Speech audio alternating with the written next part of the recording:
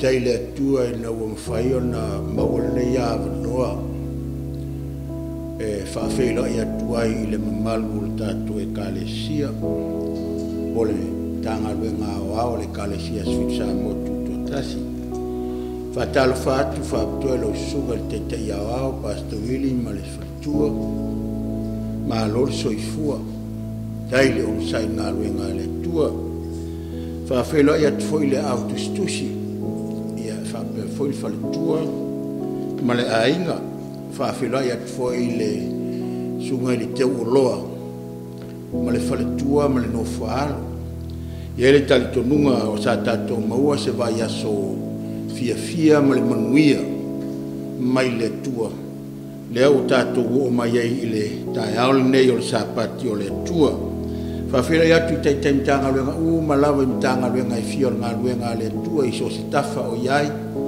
ai me se foi tūla toa o le ngā luenga le tua ta ma tina ia uso matua whawhine mai se alo ma whanau whaatalo whatu suafa manu māloro tātou o li whaola o le talaina le tātou sauninga i le viinga o le tua ua saunia.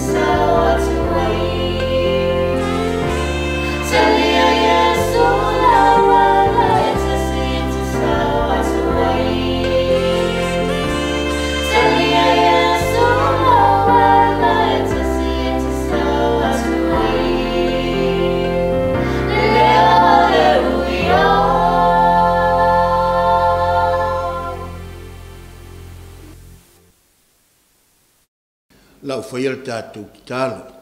No mātou ta mai o le langi, wa mātou iei luma o lawa fio e ala I lo sāpati. Wa mātou ta pena e whaalongolongo e feta lai mai oe lo mātou ta mai ala I lau tusi pa ia. No mātou ole whaapitole le mano le nganga pa ia ngā lua I fina ngalo mo mātou whaamoi moe. Ina ia te tai atu na mātou fōlaunga e te pataula ia te oe lo mātou tua. O le na te sila fia mea uma I o mātou noto. Whamanuia le whaafonga au tangata le atua. Whaataua ina lau upu. So soani lau mea whaingalu ngā vai mo le whaatawaa. Ono lo suafa Yesu o le mwala au tuai. Amen. Whaafteile awa noa o lea ua mawhai ai ona tu ina mai a te au o te whaia se le sona le sāpati o le vi inga o le atua e le whaititia. Whaamanu I nai le mamalu ma le sili eso o tātou te mā. Ona o lona anga le lei whai pēa I le aso ma le aso. A o maua le soifua maola tātou te au auna matau tua I a te ia. Whaaftai fo le pūlenga o le. Whaasoasoaina o la unga ma le sona. Ina ua o mawai sāwa noa e whai ia umwhai le sona I le nei sāpati. O le autu o le sona I le tai ole nei o le tātou waa ai whaatasi ai. E le sao I le mālo o I le langi I lato uma o e alanga le li I. Na o le na te whaia le fina ngalo o le tamā o I le langi. O lau le tautala I se le sona mautua, ia peo se le sona I le wāloanga, ia po se isi lava whaamitalanga, lau tau mo whai e whai se le sona lata mai, aua e le aise tangata o le lotu aswit sa mo tuto atasi, na te le oiloa le wha moe moenga, ia ma le taimi lea ua e soifua ma tātou wola ai. E moni ai le upua sa moa e whapea, ua pupu vai va. O whatau muawa nei lo tātou sa I le iunga, o le polokalama lo tātou tama, lea e soifua I le langi. Le ala lea o manatua I au maili whetalainga lea Yesu. Se I toi whaatepa o tātou loto, mo tātou mata whaalea nganga I ai. Ma tātou wa I ai po ngā whea tonu ale mea o I ai lo wha moe moe. A o whea tonu foi o I ai lo wha moe moe. Ma lau au nanga I le vai tau lea tātou te iai. Whai mali whetalai ngā Yesu. E le sao I le mālo le langi. Ma e le sao atu I le mālo le langi. I lato uma o e whai mai a te au lea li ie. Na o le na te whaia le fina ngalo lo ta mā o I le langi. Le tioa Paulo le tusu e feso a lona mata upue e lima a lona foi upue ono. Foi mai whaamtalanga le apostolo Paulo e tasi le atua o le tamā foi lea o tangata ola uma. O lo iai I mea uma.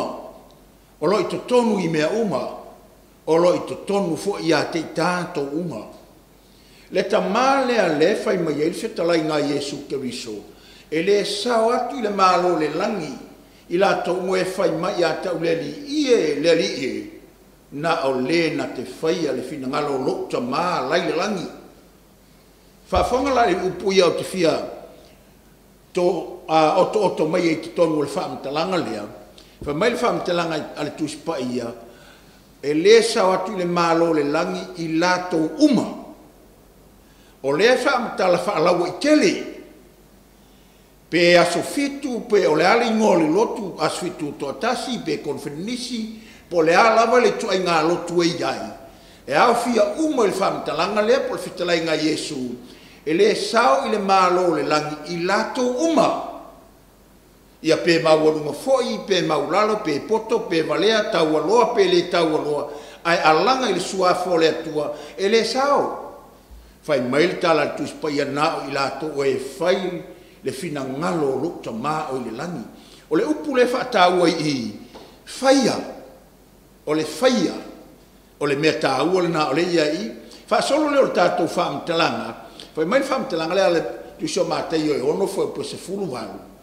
ina ia le iloa e tangata ua e anapongi na o lo tamā o i le mea lilo, o lo tamā foi o lo sila sila i mea lilo, na te avatua whaariali se tau i a te oe.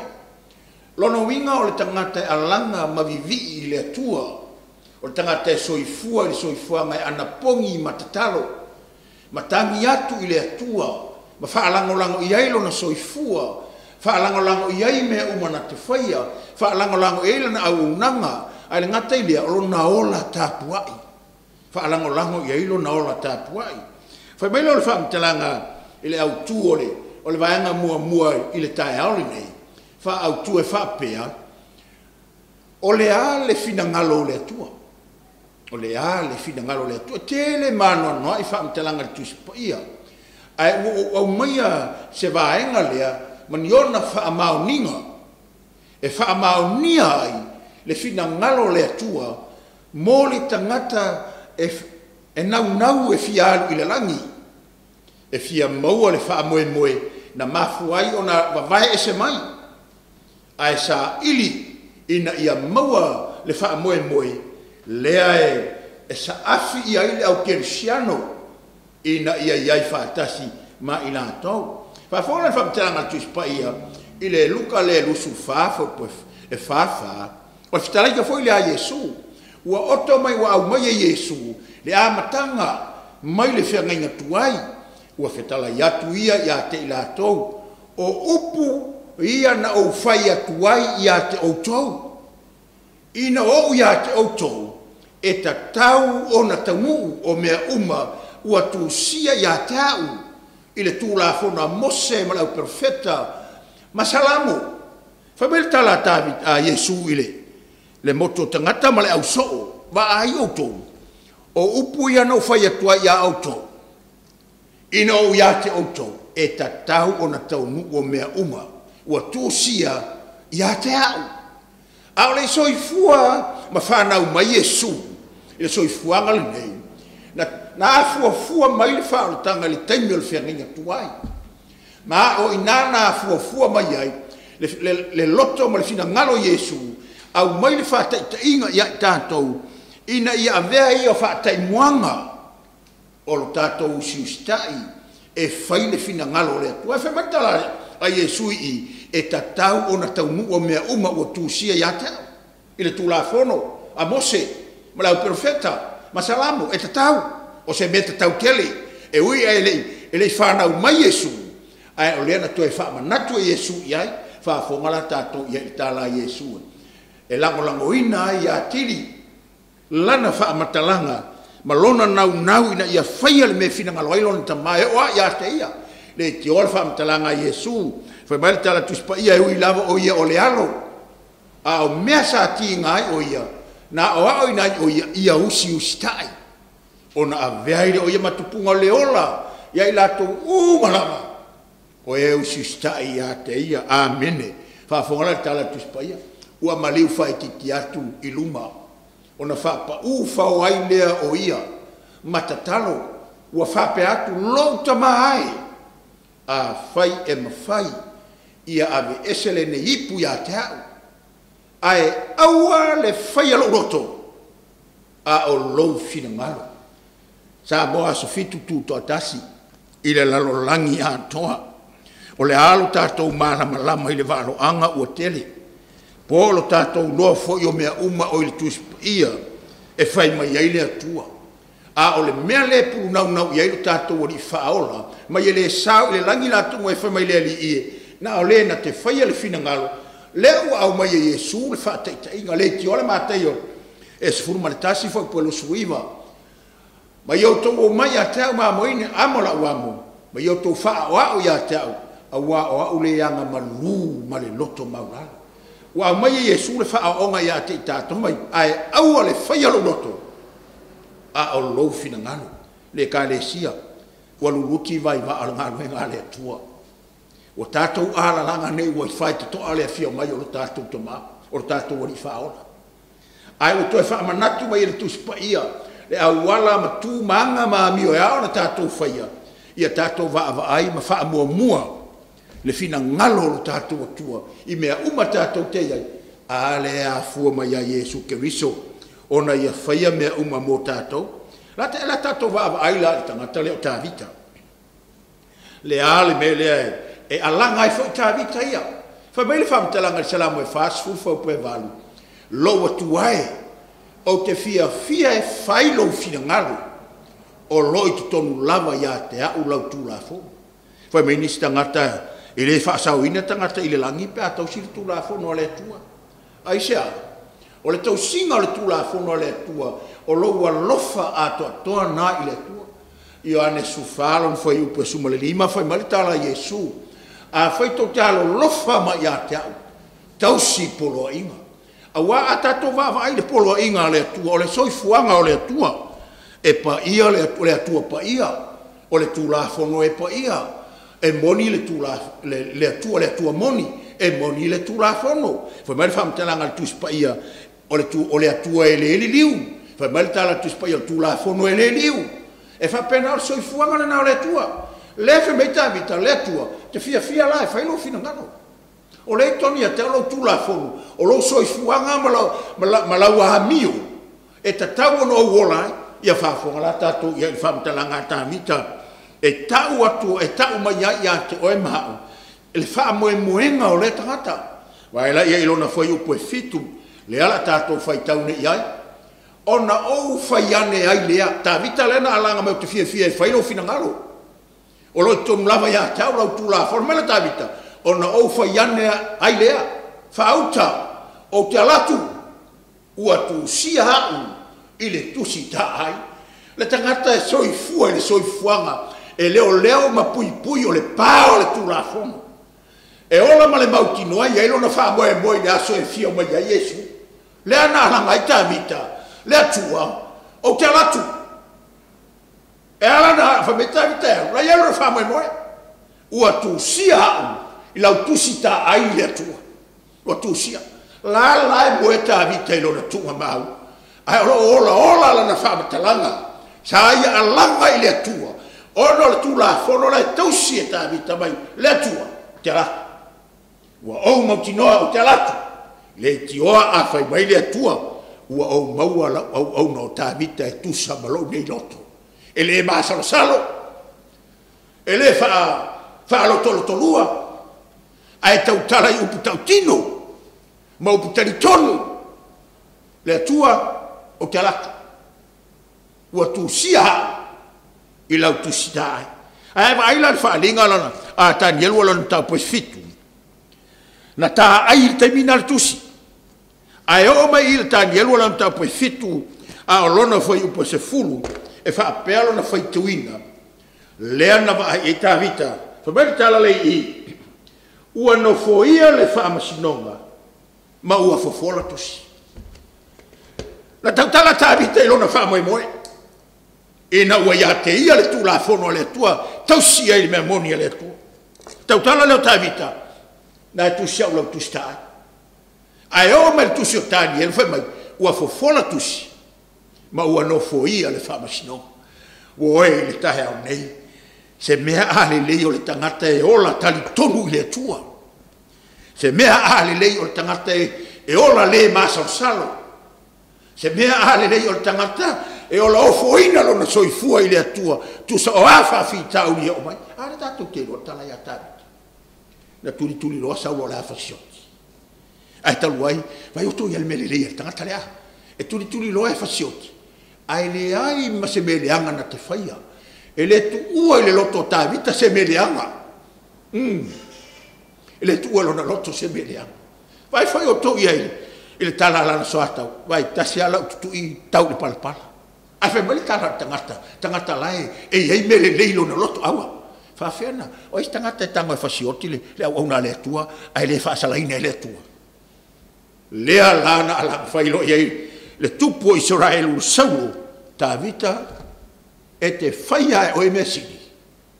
Ma e manu malo ai. Lea la le tangata e ala na whai mesini. Ua mauti noa le nei tā vita. E oti le whamari tātu ispai a lea tā tolutunga mau tā vita. A e oti la tā vita, e mauti noa tā vita. A o le aso e fia mai le tu.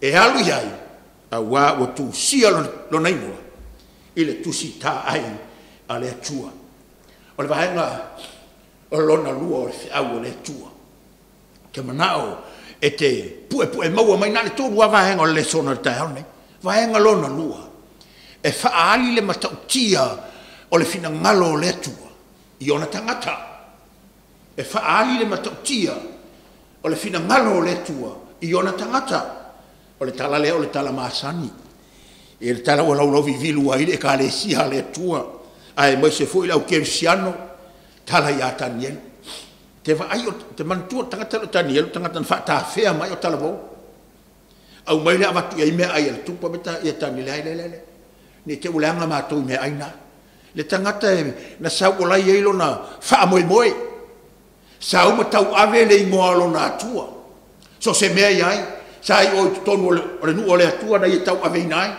au mai i papelo ni tau ave ai le ngoa le ta se le mana tau vale le atua e mana si tia le atua i lona olanga mai le ai le ai matou me aina nei le anga matou mai a tau fuala au ma vai mau te ai tau te lola le me matou tia na fa ani ile au le atua ia Daniel avea lo Daniel mali si na tu malam lama ina o fam tatalatu na va tu lo le meta o ia mo lo langa Daniel fa belo o vai tu ia tangata ia wa ilo ale ma o lungo le langa ma soifuanga ta o tangata o Daniel na soifu ai tonu papel ni tau mo fai lo e fai se meleang e ti fia o tau na tau ia te ua iai nei le ngaluenga le atua i le taimitonu a lea taimitonu o luluti ti ngaluenga le atua ae o sauni fo i le fili latou e fai ana oso fainga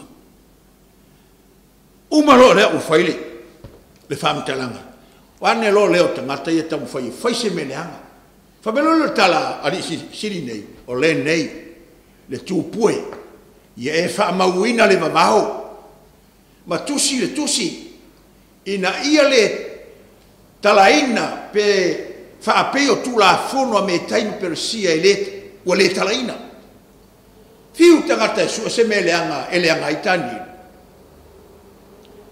taulo i le atua Daniel fai lo le awala ina ia mau ai se me mala tatu spaia o le mea lea na tusi ai le tupu o ta riu le tusi ma le vavao o le ale vavao lea whaafonga e whaamitala pēr tu spaia ua i loa e Daniel ua tu sia tusi o na alu atu ai lea o ia i lona fale ua hawa noa whaamalama o lona potu e whaasanga i Yerusalema ua tai foi whaatolu i aso o na toa tuli o ia i ona tuli vai matatalo ma whaafetai i luma o lona atua whaapei o na masani ai oia. Ai tau mai, o e le soifuanga o le tangata lea. Mo mua e toa le le. Wei loa Danielu o whaile tusi. Aua ne toa ifo se sia, ai whamai ua alu i le whale. Ua toa e toa. Ua tāle taimi le kāle si aso fitu sa wotu to tasi aua le pisi vale. Pe atu tupu mai whawhita uri ma whainga tāle ngā luenga le tua. O te mana ai ta ia te oe e ta tawana tupu. Ai sea ua tāle taimi, ua uti le taimi. Ai sea te whalongo le whamitanga tuspaia. Ua iloa satani ua pupu o naso. Lea la efemeta ele ialu Daniel soe. O ai ali o tonu whai mea lea. Ai tasi al me umana toi Daniel alu lo ile tua. O tuli vai al ta no mana tua ile tasi toi ina tonu mangele a o foi awai i Henderson McAllister. Takata a umana foi le lau papa e sa wali male tala e to ina le eu pui manava e asa vai lau papa. Ono tangolo le o fa tu ai. Ya o sili foi o to a mangele si o to a fa tala tanga ta. O tuli vai ale ansa. O tuli vai ale ansa. Ioe. Le kalesia ao aso fitu sa mo tu totasi. Ele talia so tato malosi. Tu fa fita o le mai. Tato te lo ai a o le tu fa ali ai i la fina ngalo ma tau tio le tu e pui ai. whaafonga la e whaamtala pēr tu ispa ia, le whtala le tānei. Ona lo lofia ne ai lea o ia tangata, ua maua tāni elu o lo te talo, ma whaatonga atu I luma o lona atua. Pa wā leo lea wala, u tātou whaalongo I tafo ngā ruenga le atua, tūrai mai whaafita uli ni whainta. O te mana a tau ia o le taeone, e lea ia seisi a wala tātou ki whaia na le te talo. Tuina o tātou loto I le atua, tu whaatasi o tātou loto I luma o le atua, po whiale mea te mata ngā ruenga ai, tuina atu tātou I luma o le atua. Whamailo le whaamtelanga, ua tongi nei la tāni eru le lua leo. Le isi lea mea o te whia whaasoa atua I ate wai. Le ngata I le temina, na vivesi e le whaafita auli, pisi le whaafita auli, ina ua le mawhai ai li sili ma li sili, o na whaise mea tau le anga ina ila o na le atua, e vivesi whaafita auli. Arta ngata o le atua ua e toa. Aisea, o lai eilo na malua papa o lona atua. O lai eilo na malua papa la eilo na olo malo si o le atua. E vevesi tangata o le malo. Ai sa mali valita ni elu o faila tala. To tuli eilo ma le atua. Tangata e toa. E alana toa. Lai a te ia le tula fono o le atua. Lai a te ia le fina ngalo o le atua. O lai a te ia ma faufaunga mai le atua. Lai a te ia ngangapa ia o le atua. Tai ai le lana au auna. O a whaafita au. La me provai. La tato atu iai. Tato atu la iai. Mai lo le whaamtera ngal tuispa ia. Wa umanei o na tuutani elu lalo le lua leona po walafo. I le lua leona. Whaafufonga la tato tala tuispa ia. O na alu atu lea o le tupu ilo na maota. Ua le tau mawha ia I le po. E le ai fo ini la au pese. Na avane I ona luma. Ma ua te ai a te ia le moe. Ai mai tau ina le whaamtalanga le tuspa ia. Ona e sila fia I le matau tio le finangalo le atua. E whaalia I on tangata. O aita ni alu le tau mawha le tupu. Ala o aita ni alu le aveangi la au pese whaafia fia le tupu. O aita ni alu le moe le tupu. Ele o tani elu. Ai ono le mana. Ma le fina ngalo alo fore tua. Sai lona tangata. Ua whaalia mai lona tangata. Ua alu o le moe. Ua tūtani elu ki tonu le lua o le ona. O te nofo lava mau mawhau iai. Pea tato su el tala anga o le lua lea. E whetā ngisi mai a le ona I le pō alu ma le ao, pō ao, I le fia ai. A le pō lea. Na awatuai li tangata o le atua. O I nana mtua whaali ai. Le fina ngalo o le atua. I ona tangata. He mai le tara, le tangata, le sweifi au na matala noa. Mai tongi atu tani elu na watu role o le ona o sa whai. Tu o lato ni mai luma. Ai sa faina. Faina la to lio. Ai tu ai tonu tangata o le tua. La mo le ai ai. La ai le fina ngalo alofa o le tua I lana mea fina mea. Tangata sa na presenting a le tua I so se mea o tale taimi. O oi o na popo ngama o na tinga. Ua tu mai lo na tua le au na iai. Tu mai lo na tua. Le ana tau tua. Wa tu mai lo na tua. Le ana fai me siri ai. Na tu mai lo na tua. Le ana le fa fiti ai. Ai o fili lava. Le alu le lua le ona. Se tau atu e tangato le lalo lai. E ia rilo o tua. Pei foi o ta vite mai. Te alatu. Tu sia ulau tu stai o te alatu. Ya.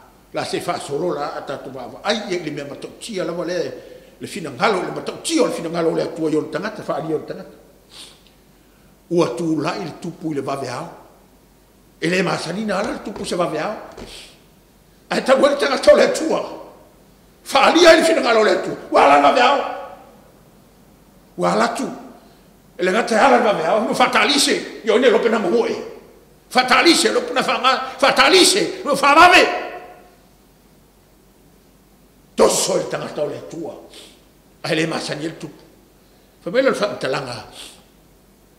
Ale foi o pule e lusu. Wo o ia i le lua.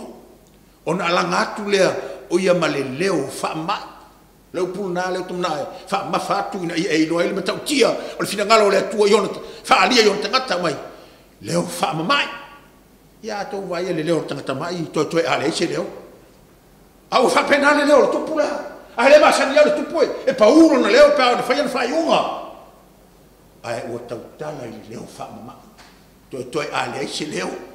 Mai lana tala le i le tupu whape atu ia tani e lue le au na le atua soifua. Aleluia!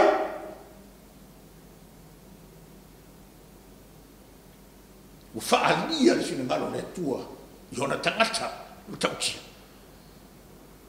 O ina tau e le tupu. O ina tau e le tupu tani e lue le aunga le atua.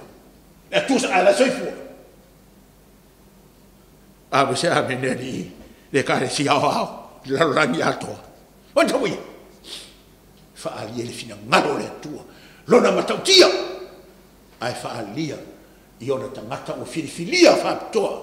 E tutu e whaalau i loa le atua. Mai leo tala tuispaia. Ua mawhaia ea e loa tua. O le ua e au na iai. E le au noa. O na la mea ia te oe. Ai leona. Ufai. Whafongara tato le tali le tangata e toa. Tangata e toa le lei. Mai le whapatalanga le tuispaia. E le whai upo e. Le lau whai tau tua. Te vai atu e lau tusia mai le. Tani elu le ono ia aolona whai upo e. E luas fulu. Ia ma le lufutasi le ala u whai tau tua i le ta al nei mo tatou ona tali mai leo tani elu i le tupu. Tangata e toa. Tangata ua iei le atua. E alana toa ona iei le whaamoe moe i le ola ma le oti. Ia soifua oe whaamau. Ua auina mai lo atua o lana angelu. Ua punitia ai mutu o le ona. Ua le awha ina ai au. Awa ua sila fia e ia ua le ai sawa mio i ona luma e le ai foi se me le angai au fai na au faia i au luma mai lo tala a tangata o le tua na au ina mai anpo le tua na angel ia pupuni ngutu au leona le ia se me o ai ai ke le o fai mai maule ka le sia su sa mo tuto tasi. Pe ana i tangata uma le loto le au le pisi vale pe a o mai whawhikau. Ai toa. A le mea whanono ai le loto. Sinta mai mea lava tau paha mai o ngā ruenga le atua. So le pe o le halu al puruafi. Halu al puruafi le alu. Ai a whaiatu ngā ruenga le atua. So le pe o le tolo ngā papara tolo o tangata. Pe a o le whai ngā ruenga le atua. Ai vai o tolo tangata o le atua. E to ale leilo na loto. Ai sea. La iai le atua ia te ia. Na wa sisila lala il vai ngalo na tolu o le aua le atua. Ile a fia file nei wha uma, o tai aole nei wha uma. O le leona tan. Leona ia sai le lua. Sa feta ngisi le fia ai. Ai talu ai wa watu tangata o le atua ia tonu. Ua le ai ma se mutu se leona e toi fia ai. Ua ngungu ma leona. Ai sea, e ele matau tio le fina ngalo le atua. Le awa i tonu i, e la ngona e leona. Le matau tio le atua. Tangata le kare sia su sa mo tuto atasi. O e la ngona le na. E la ngona ina le na matau tia. E te ngungu ai o awha fitau, e te ngungu ai. Pui pui ngā ruenga le atua. Te le fai ai se tala ngā ruenga le atua.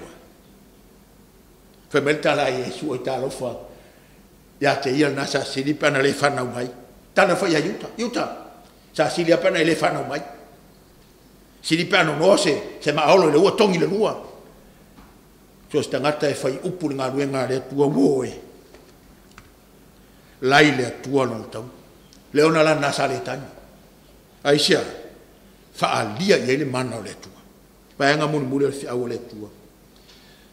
Vai wele awole tua tal nei. Ia tu ina atu ia te ia mea uma tau te popole ai. aua o loo manatu mai o ia ia te outou. A hao mai whaafitauri a tani e to ale. Le ai a ma se vesi. Ai na whaalango lango i atu. Ai whamai whamtalanga lea mumuri. Ia tu ina atu ia te ia mea tau te pole ai. Aua o loo manatu mai o ia ia te outou. Le karesia, aua e te atu tuale. Fale i le fale o le atua o tātou loto. Ma e ua tāla wale taimi e whitai ia i eilanga ngā luenga ma whaafitauri. O na ua i loa e sātani. Ua saa o na ko. Le e whimai tātou spai o a mea uma tātou te manatua, tātou te papole ai. O a upu, o a whaitionga, e lafo mai. Au ale whātau matao. Ala whimai tātou, na o a iata, le ai se whaatau matau tani. Mai lo leo tāla tu spa ia, i lona foi upu e waru, ia o tau whaau tauta. E ka le sia sui sa mau tu totasi, ave mea tātou te pole i le atua lai manatu mai. A sia foi oto, whaau tauta i la fonga. Whaau tauta i la fonga. Langa ele upo sa moe whapea, e maua e whalele, a e maua e maitau. Whaitete i la fonga. I o tō mātala. O na le o whai o tō mona fili. O le ti a polo le au. O lo whea lua luai o ia e peise le ona tani. E sa ili se tasi e aina ia. Ua mawaele teino tani elu. Le sa ngu ai le ona. Ai wa tatalani e le tua le ona e taa. Whea luai. E tangi. A wā lana toi oso wha inga lea. Le mai tātou spa ia walo toa tele. Sa ili se tasi e aina ia. Mai leo tāla tu spa ia ma whaau tauta matala.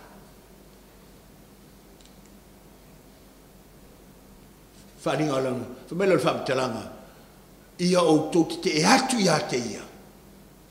Ma ia mausali o tau le whātua tua. Ina ua o tau iloa. O lo tau wha atoa. Ia lava mea ti ngā lo tātou au uso o i le lalo langi. Te sola e se ai. Mai leo le whaalinga le sulua o le mea lea i autou ori ai. Le langi atoa mai ono nofo ai. O i tā lofa i a te autou e nofo i whanua maratami. A ua luifo i a te autou le ti a polo ua lo toa tele. Lo toa tele. A ua nei loa. Ua saa ona po. Ele to e se sistemi tātou ti toi whaatali ai. E te whai ai se mele lei mo le atua. Al temi nei. Whai ai mele lei mo le atua. E na ia avea ai oe ma avea ai tātou. O tangata tātou te fili. E whai mele lei mo le atua.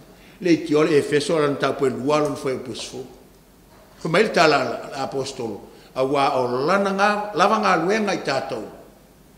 Na whaia i tātou ia Keriso Yesu. Ina ia whaia ngā luenga lelei uma. La se me lelei e te whaia molo o tua fia ori lo noto. A wa ole atua le te au na ye ole atua e lelei. Na te le whaia fo se me leanga mo e na me lelei na te whaia mo e. Whamele le whamtalanga le tuspa ia, e ina i whamtalanga ia o te whia whaitawina, to e whamanatu tua ia te oe. Le whamoe moe le whina ngalo le atua i le langi. Whamele tala le tuspa ia le Iohannes fufafo poe, e ono. Tala iatu Yesu, ia te e le alua tu lava se tasi le tama. Pe a le ui lo tātou o ni wha, o Yesu. Le whamele mata i e fitu lo futasi, e le sao i le langi la tu me whamele tau le ali ia le li ia.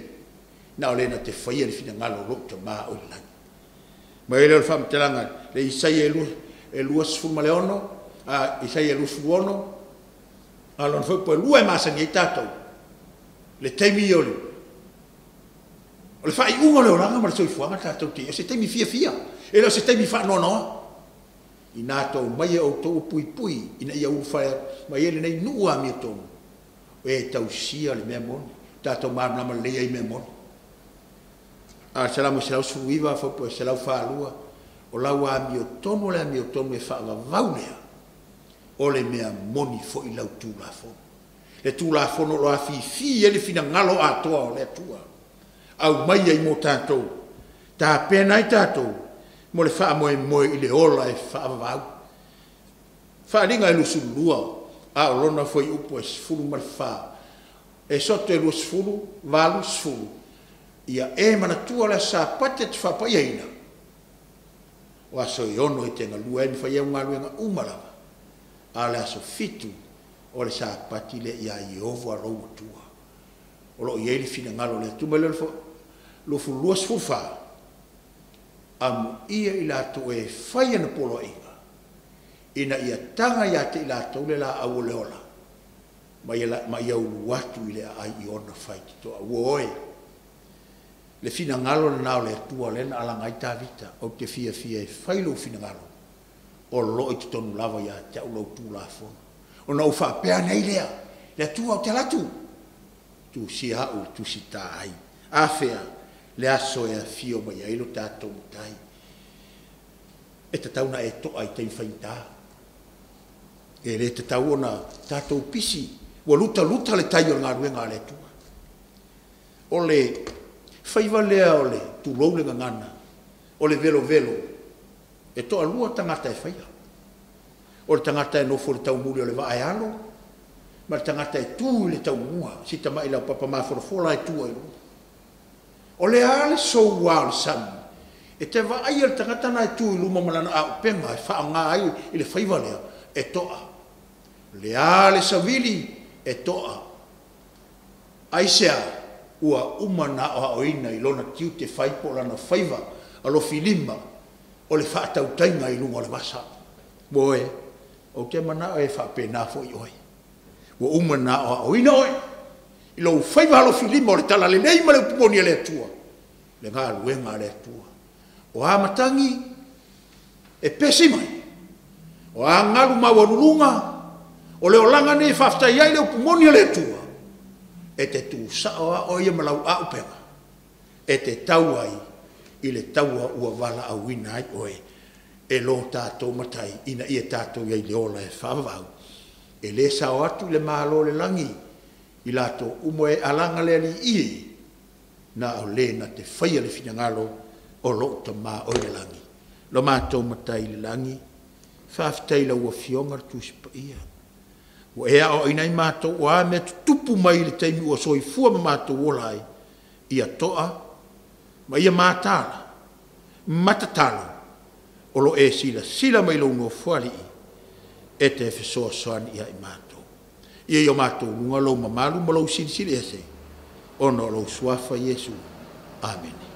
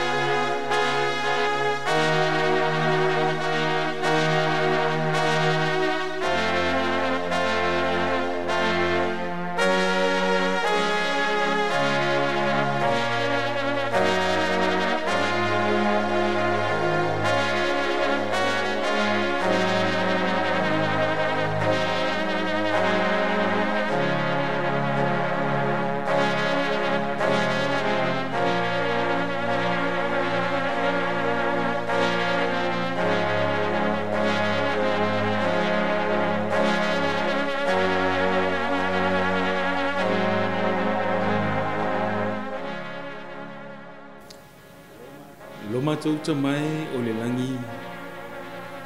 E vi ia lau fio le nei tae o lo sapati mātou mo fie. Whaaftai le nei awanoa o mo whaona mātou mai a watu le tāpua inga i lau fio. E tu sai malo wolofa malo wanga le lei. Au mātou sauni le mea pitisili o na pa ia le nei tae au. O le sauninga o le launga. Mātou te wala ulia lo nganga pa ia whaatasi mai ante i mātou. Whawhaingo fie le mātou whalonga. Ia silisili lea ia mawhai o na mātou talia ina le whiau. E mātou te whai ei lau whina ngalo e lau mātou roto. Whaaftai whaafonga mai. O le mātou wole atu le lau sofa Yesu.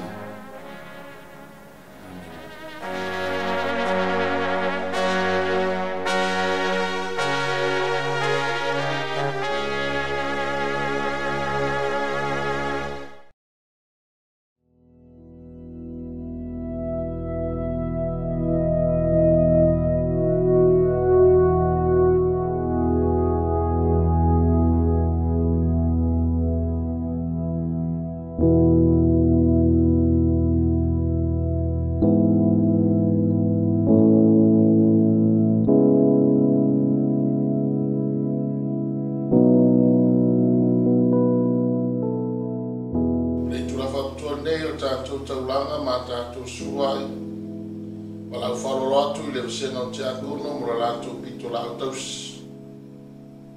Pe whao al tangata mea le tua a outou whao au mea. A outou whai mai ia e au mea o mātou whao. Outou whao a mea se fua ia ia o tau mea a toa matauranga. Ua matua whawhanu ina outou o le nuu marawa a wau outou whao au mea.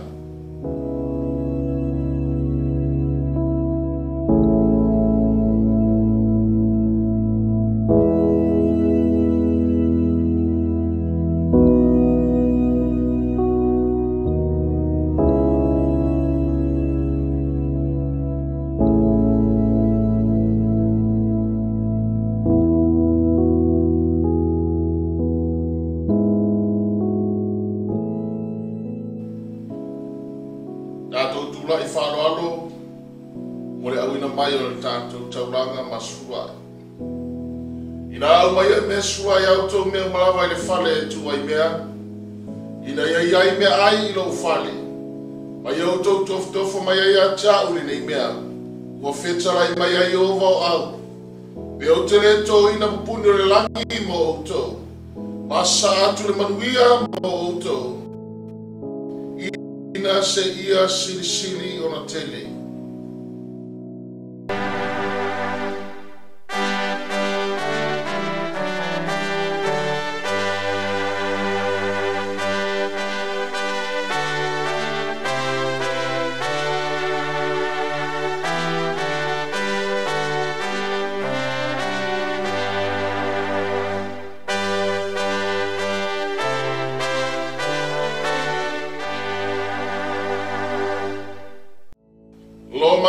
Tamae o le langi au tutu laila o fai ngaruenga te akono le ie le nei tai au tau li maina o taulanga masua ina e proa iai i lau whana le o mato toi o foi na atu a wala o fe au malau ngaruenga na e malau ina i mato o mato taro le ie le nei tai au te e whapa ia mai whamanuia ia iai lo wanga lei le ie a te lato uma le ie na saunia mata pena ina siri o na mawalunga le viinga o eno mātou atua. Whabangalo le nei tai au o mātou whale tonu o mātou se. Anga le leia o au nau tutula e tau li maina o tau langa masua e. Tu mawatu pere viinga i ante eno mātou atua. Nei sa i o le whawawau e whawawau lava. Amen e ma amen.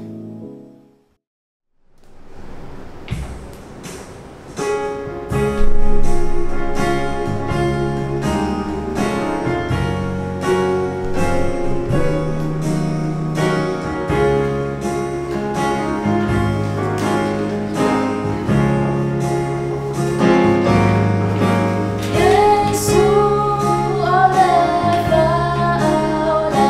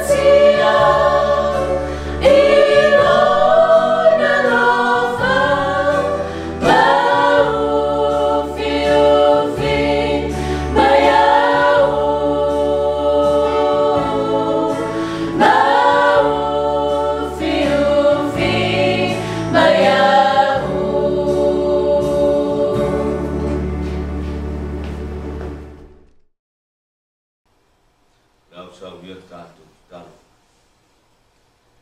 Lo mātou ta māpa I ai lo a fio ma le langi. O lea tua lava lago fio lungana atoa malano nei.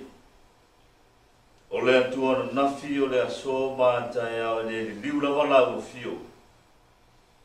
O mātou oli lava I le tai au lo sapati pa ia. Mātou te o mai mātou te no manu. Ma mātou le taulanga o le wha manu ma le whawhitai a te oi. Ona o loa nofa, o loa nofa, o loa lofa o siri lava lea mo I mātou o lau whanau.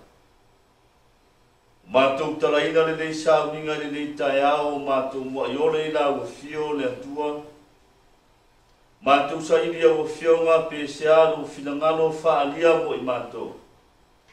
Mātou ole le nganga o lau fio I mawhutaina le nei sauninga ilo nā mataina. Se io o ilo na whaingina. Au fionga filfilia awa o mai mo I mātou.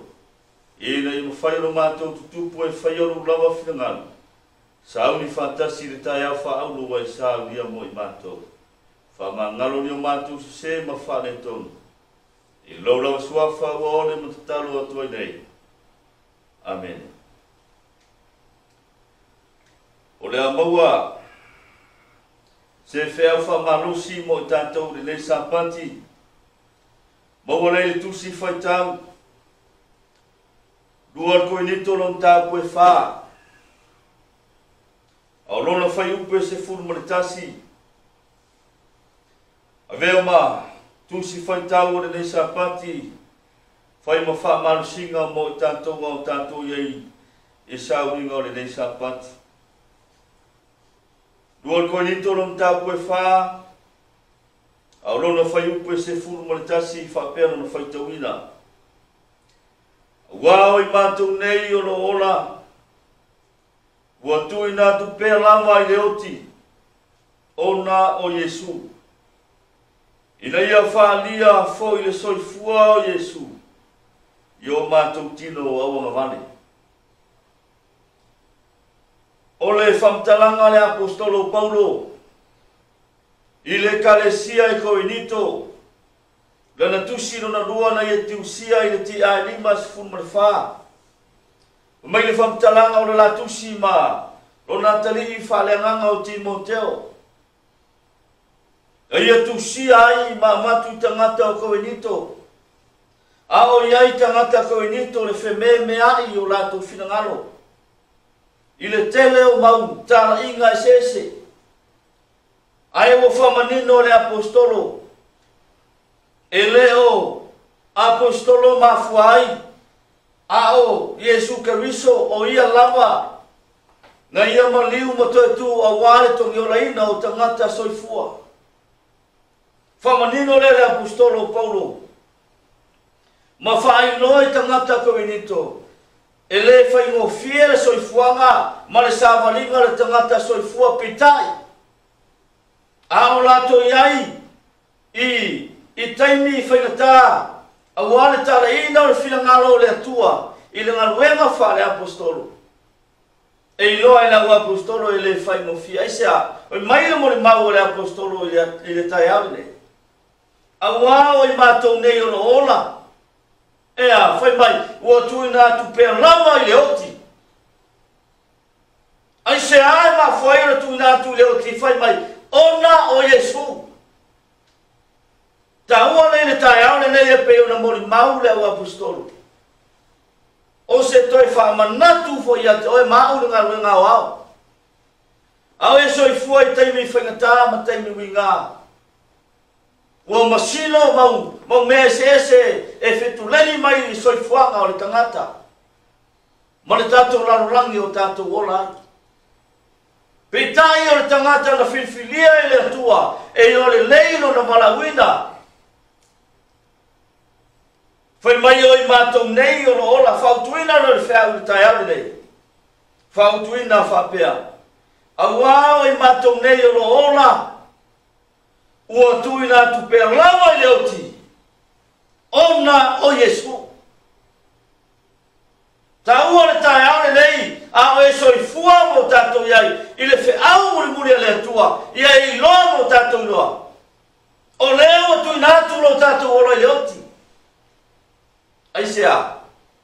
ona o Yesu. E uina le whaingofie, a o le tāua, e lata oe na tātou umai le oti, ai aua le e pupore esia, mafua ona o Yesu. Whautuina le whiau, whamalosi le sapati, mo i tātou, e pe ona tātou iei le autu, au wā o i mātou nei o ora, ua tuina atu pia lama i le oti, ona o Yesu. O le sili e tutala ina aile le whiau le tai aole nei. Ai se ua tuina atu ai le oti, o le sili e te tala ai le whiau whamalosi mo oi maa le tai aole nei. Ai se ua tuina atu ai le oti. La tātou o le tuspa ia e tali le tuspa ia le tai aole le tātou sili. Whalinga e suma le fitu, whai koe suma le whaa. La tau te tau le taua ma le tamai mā moe. Ai manu mā lo le tamai mā moe ia te la tau. Ai se au au le ali e o li. Ma le tupu o tupu. O ua ia te ia foi. Ua wala uina i la tau. Ma filfilia, ma wha mauni. Ma whaanga la, whai mai ei le whamantaranga le apostolo. Ua tuina atu le soifua, ma le ona le tangata soifua. Le tangata e ofo i le tuaisa, mai ua tuina atu le oti. Ona o Yesu. Ta ua leo le whamantaranga le tusi o wharinga i le tai au nei. Mai e tau le taua le tamai mā moe, ma ina tau. Ai whai mai e manu mā lo le tamai mā moe esa. Whai mai o le li o tupu. Ona. I aina na tau na filfilia e le atua whai mai, e tau whatasi ma tamai mā moe, oi latu, o e na malawina mo mua, o e na filfilia lua, o e na whamaunia e le atua, o e na whamaunia e le atua, e tau whatasi ma tamai mā moe, i la tau ia o tu naturo la tu ola, i le oti, ona o Yesu. Lua Timoteo non tāpua lua whai upe sumaratasi. O le upumoni le nei. Awa pia whai tātou te oti whatasi mai ia. Tātou te ola whatasi ai foi. Whai mai whamtaranga le apostolo o Jonatani whalenganga o Timoteo. O le upumoni le nei. Pia whai tātou te oti whatasi mai ia. O ia, Yesu. Mai tātou te ola whatasi ai foi. Mai Yesu. Tahua le tai au le nei. A o tali le visili. Ai se o tuina atua i le oti. Le tali le afionga le atua mo oi mau le tai au le nei. Lua le konito lon tau koe whawhi koe suma lua. O le nei ua ngalua le oti to tonu ia te matou. A o le ola to tonu ia te o tau whai mai le apostolo. Koe nito o lo ngalua le oti to tonu ia te matou esa. E le whai mo fia ngalua le wha apostolo. E tala ingo le fina ngalo le tua. A o le ola i to tonu ia te o tau. Ta ua le tai au le nei. Le ngā wenga au au. O se fe au whamalosi mo oe. Au tātou iai. I taimi whainata. Ma taimi wi ngā o le saifuanga le nei. Mai lor whamtaranga le apostolo o le nei. Ua ngā lue le oti to tonu ia te mātou. E le whaingo fia ngā lue ngā o apostolo. Tala inga o le fina ngalo o le atua. Para talata mai mo oi maa o le tai au le nei. E le whaingo fia le ala ino o le whea mu muli le atua isa e hita tangata. E hita tangata o le larolangi. O na o le pumoni o le atua. Ai whai mai le apostolo. Ua nganua le oti to tonu ia te mātou. A o le ola i to tonu ia te o tau. Wainga mo mua le whea o le tai au le nei. Sister. O le atua na ia whiriwhiria oe mau i lana upumoni. Sister, o le atua na ia whiriwhiria oe mau i lana upumoni. Lua le peteu long tāpua lua whai upe iwa, mau masani. A o tau o le tupulanga o whiriwhiria o tau. O tupu mao si taulanga. O le nou pa ia, ma le nou wa whata una mai. Ina ia o tau tau atu ona le lei. Na ia wala au ia te o tau. Nai le paururi e o le mara malama e matua au fuai. Mai le whamtalanga le pa apostolo. O tau ora tupulanga na filifilia. O si taulanga matupu. O e na whatawina mai le toto le tamai mamoe. Aisia, a ia wala au ia te oe mai le paure uri. Wala wina oe e le atua i taimi a o iai tātou paure uri. Lea o tātou iai le mamalama po le pumoni e le atua. Aisia, o le taua na whatawina ai oe le toto le tamai mamoe. O oe, o le tupulanga o filifilia i tātou i le wheau ma le tala le leia le atua. E wheso e whawhi pa sumaritasi ma le sumarikua. Na ia tuina mai foi nisi e whai ma apostolo. O isi foi e whai ma perfeta. O isi foi e fora le tala le lei. O isi foi e whai ma leo a toa ma wa. Foi mai na filifilia e le atua ia o apostolo o perfeta o e fora le tala le lei. O isi foi e whai ma wa. Aisea. Oi pois suma lua. Ina ia whaato to ina ai leo pa ia. La tau te whai ai ngā rue ngā wauna. Ia ati ae ai le tino keriso. E tā ua lea na filifilia ai. E le ngata au apostolo mprefeta. O e fora le tala le lei. Mai ina ia whaato to ina leo pa ia. Tā ua whai mai o e whai le ngā rue ngā wauna. Ina ia ati ae. Le tino keriso. Ma tayo si furu fai ko e tolu malfitu. O le ua tele no na no fai no tama po no tina. Ai titi ya tia e le o ngale ya tia. O le ua tele foi no na no fai no antali po no na fine. Ai titi ya tia e le o nga fu le ya tia. Foi mai fetalai nga Yesu. O le ua tele no na no fai no tama. Polo no tina, ai titi a te foi mai Yesu e lea ma. Lea ia te. O le o telefone na lo foi no Natali polo na fine. Ai titi a te mai e lea ma. Foi lea ia te. Ta ua le tai au le nei, le ngā wao. Au e fasilia nisi me o le soifuanga nei foi mai Yesu e lea ma. E ta ua ona tatou fasili Yesu e pe ona feta la Yesu le tai au nei. Vai ngona lua. O le mea lea matou te le wha vai vai ai. Vai ngona lua o le wha au wha malosi mo tatou le sapati. O le mea lea matou te le wha vai vai ai. Lua ko ni tolon tau koe wha. Whai uku mua vanu mariva. O le mea lea matou te le wha vai vai ai. O i mātou ua iai le nei whaiva ina ua alo whaina i mātou whai mai le apostolo. O le mele mātou te le whawai vai ai. Aisea, o i mātou ua iai le nei whaiva o le tāla ina o le whingano o le atua ina ua alo whaina i mātou. Ia, pea anu mon mau le apostolo le tai au le nei.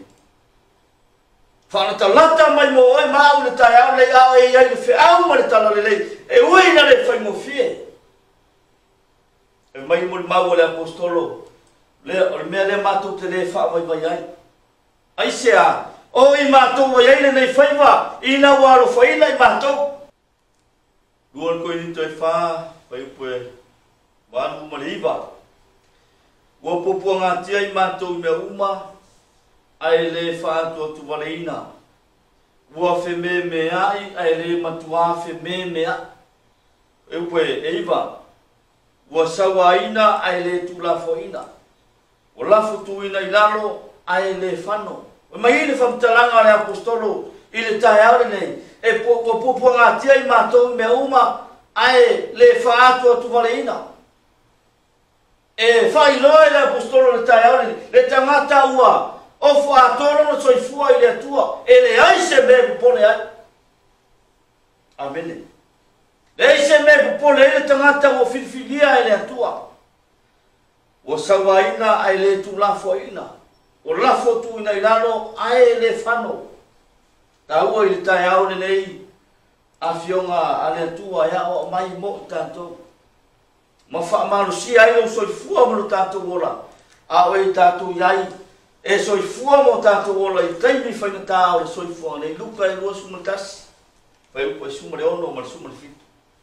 e tui nātu foi e mātua, mauso, maainga, mauo, o isi foi o tō e whasi o tia e nātou, pai upo e sumarfitu, e ino sia foi o tō e tangata uma, o nā o lo ingoa. Amene. Pai mai whamtalanga le awhionga le tua, whamtalanga po le whatalinga a Yesu, mai e tui nātu foi o tō e mātua, mauso, maainga, o isi e whasi o tia o tō, e ino sia foi o tō, e tangata uma o nā o lo ingoa. Ngā ruenga sunga le whawhai koe losu mai lua. Ua whaamalosi I loto le au so. Ma ua popo iatu mau I le whaatotua. Ua whape atu foi o pupua ngai tele. E tatau o na tatu sawa tuai le mano le tua. Oi mai le whamtalanga le awhionga le tua. A o tā pena ma amataina ia ngā ruenga whale apostolo o Paulo. Amata whetaya I ma whawhitau. Le amata ngā ruenga whatala ia whai maina whetongia tangata I mau masani. Oi mai u whapea le so ua hoti. Ai toi tūrunga le apostolo whe mai ua whamalosi I loto le so. Mai a whapea atu o pupua ngai tene. E tatau o na tātou sawa tuai le malo le atua. Si stek le tai aure nei, au maia, whamtalanga a whionga le atua e whai ma whamarsinga mo oe, o pupua ngā tele, e tatau o na tātou sawa tuai le malo le atua. A tātou le ui pupua ngā tātou ke le sawa le malo le atua. Mata I rufu whawhi upe sumaritoru. Whafonga, e tā ua o le whitalainga Yesu. A o le tu mau se iau o le ngatanga. E whao la ina lea. Tā ua le tā iau le leina ruenga wao. A o le tu mau se iau o le ngatanga. E whao la ina o ia. E le tu mau nei, a le tu mau tā iau. E le tu mau le tausanga nei, a le tu mau lesi tausanga. Whai mai le tua. A o le tu mau se iau o le ngatanga. E whaaolaina lea.